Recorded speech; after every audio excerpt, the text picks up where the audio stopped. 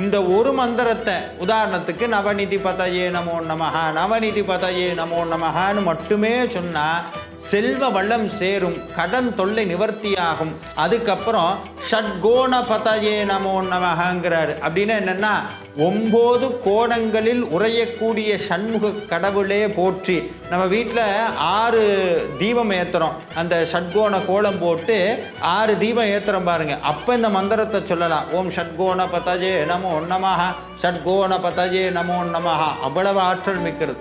அதுக்கப்புறம் ஷட்கோஷபதயே நமோ நமஹ, அதாவது நம்மளுடைய உடம்பு அன்னமய கோஷம், பிராணமய கோஷம், விஞ்ஞானமய கோஷம்னு 5 உடல்கள் நம்ம இடத்துல இருக்கு. இந்த 5 உடல்களுக்கும் ஆதார சக்தியாகி 6வது உடலாக இருக்கக்கூடிய முருகப்பெருமானை போற்றுகிறார்.